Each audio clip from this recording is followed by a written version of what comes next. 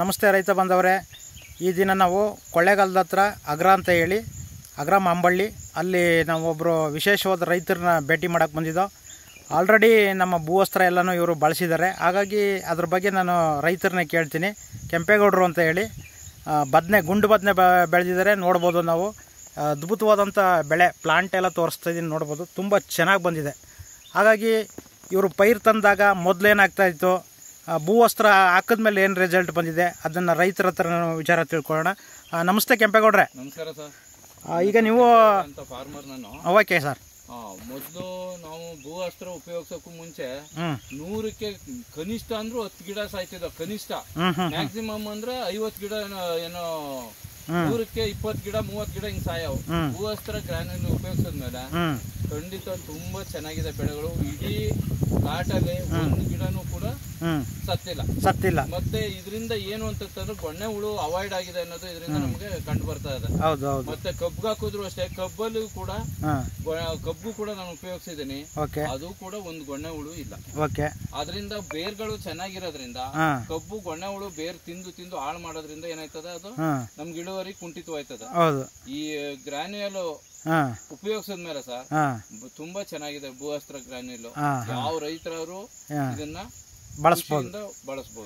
ನೋಡಿ ರೈತ ಮಿತ್ರರೇ, ಏನಂದ್ರೆ ಈ ರೈತರು ಹೇಳ್ತಾ ಇರೋದು, ಭೂಮಿನಲ್ಲಿ ಬೇರ್ ತಿನ್ನಂಥ ಹುಳಗಳು ಸುಮಾರು ಜಾತಿ ಇದೆ. ಅದರಲ್ಲಿ ಅವರು ಗೊಣ್ಣೆ ಹುಳ ಅಂತ ಹೇಳ್ತಾ ಇದ್ದಾರೆ, ಗೊಬ್ಬರದ ಹುಳ ಅಂತ ಹೇಳ್ತೀವಿ.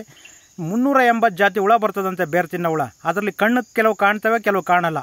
ಕಣ್ಣಕ್ಕೆ ಕಾಣೋದು ಗೊಣ್ಣೆ ಹುಳಗಳು, ಬಸವನ ಹುಳ, ಈ ಥರದವು. ಆ ವೈಟ್ ರೂಟು ಮೇಯ್ನು. ಯಾವುದೇ ಗಿಡಕ್ಕೆ ವೈಟ್ ರೂಟ್ ಮೇಯ್ನು. ಆ ವೈಟ್ ರೂಟ್ ಇಲ್ಲ ಅಂದರೆ ಯಾವುದೇ ಬೆಳೆ ಬರಲ್ಲ.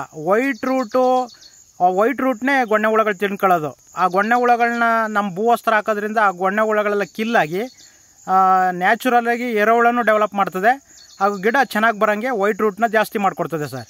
ವೈಟ್ ರೂಟೇ ಮೇಯ್ನು. ಲಘು ಪೋಷಕಾಂಶಗಳನ್ನ ಭೂಮಿಯಿಂದ ಗಿಡಕ್ಕೆ ಎಳೆದು ಕೊಡಬೇಕಾದ್ರೆ ಅದೇ ಕಾರಣ. ವೈಟ್ ರೂಟೇ ಜಾಸ್ತಿ ಇದು ಮಾಡೋದು, ಗಿಡಕ್ಕೆ ಸಪೋರ್ಟ್ ಮಾಡೋದು. ಹಾಗಾಗಿ ಭೂವಸ್ತ್ರನ ಎಲ್ಲ ರೈತರು ಹೆಚ್ಚಿನದಾಗಿ ಬಳಸಿ ಅಂತ ಹೇಳ್ತಾ ಈ ಒಂದು ವಿಡಿಯೋ ಮುಗಿಸ್ತಾ ಇದ್ದೀನಿ. Thank you sir. ಏನಂತೀರಿ ಸರ್ ಮಲ್ಲುಸ್ವಾಮಿ ಸರ್?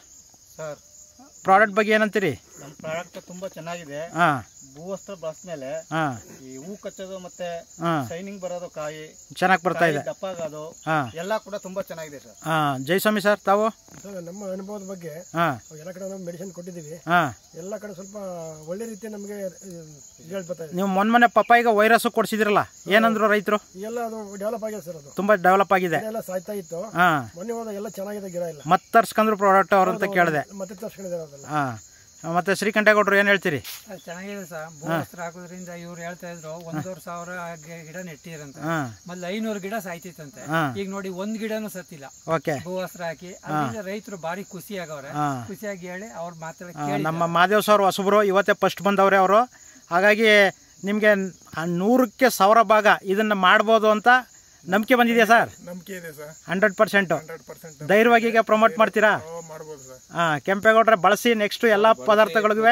ಮತ್ತೆ ಇನ್ನೊಂದೇನು ಅಂತಂದ್ರೆ, ನನ್ನ ಒಂದು ಅನಿಸಿಕೆ ಪ್ರಕಾರ ಭೂವಸ್ತ್ರ ಉಪಯೋಗಿಸಿದಾಗ ಈ ಬೇರೆ ಮನುಷ್ಯನ್ಗೆ ಕಾಲು ಹೆಂಗೆ ಒಂದು ಅಂಗ ಮುಖ್ಯನೋ, ಪ್ರತಿಯೊಂದು ಗಿಡಕ್ಕೂ ಬೇರ್ ಅಷ್ಟೇ ಮುಖ್ಯ. ಹೌದು.